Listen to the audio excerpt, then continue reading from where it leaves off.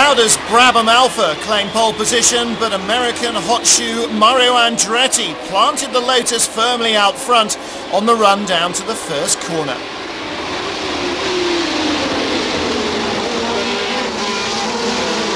So far the tyre war had Goodyear 1, Michelin 1 as the scoreline, but the American manufacturer stepped up to the plate in the biggest way in South Africa, bringing over 3,000 tyres to the circuit to help their teams, and Renault was back with its turbocharged debutante of 1977, looking a little stronger, a little less fragile.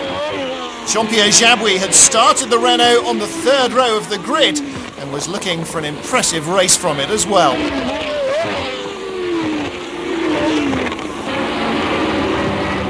Once more the race was all about Andretti, but the Wolf in second place was giving Lauda a run for his money.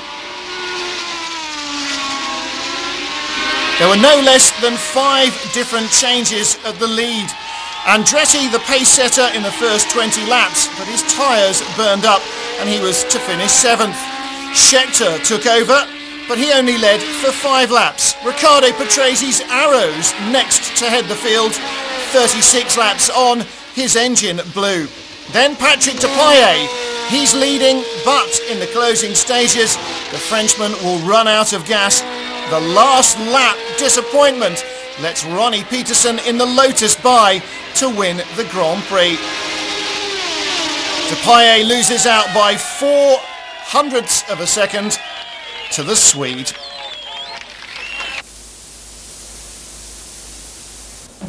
Long Beach, California for the US Grand Prix West, and again a chance to ride around the streets of California with Patrick Depailler.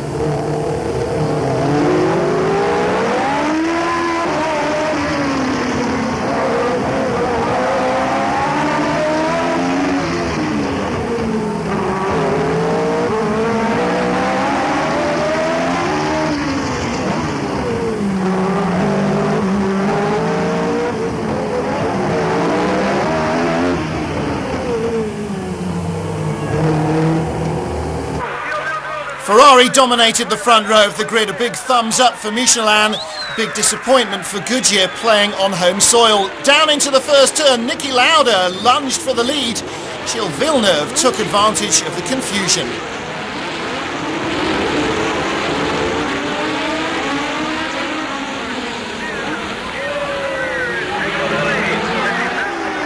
The French-Canadian led with authority.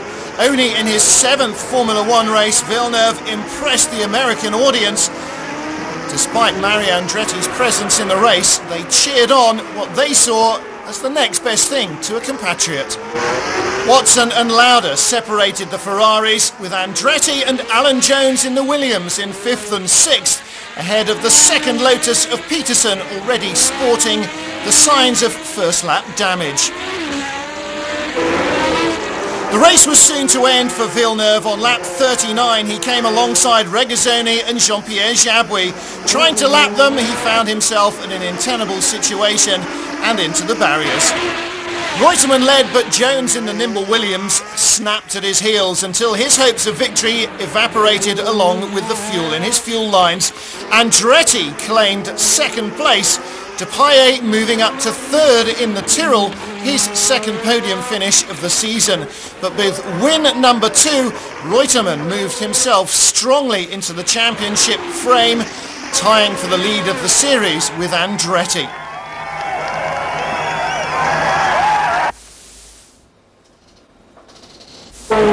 From Long Beach to the streets of Monaco, again Depailler is our chauffeur in the stripped down Tyrrell. Notice his arms with no cockpit surrounding them.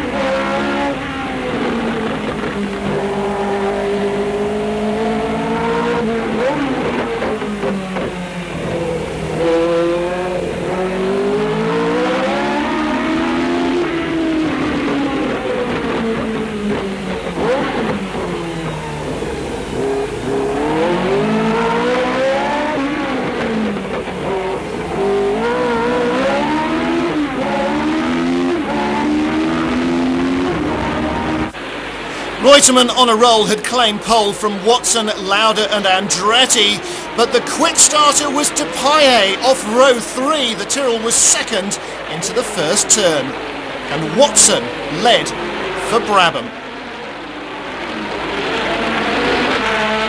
Depailler soon found himself sandwiched between the two Brabhams, and on a track where passing is almost impossible, he must certainly have hoped for a good result.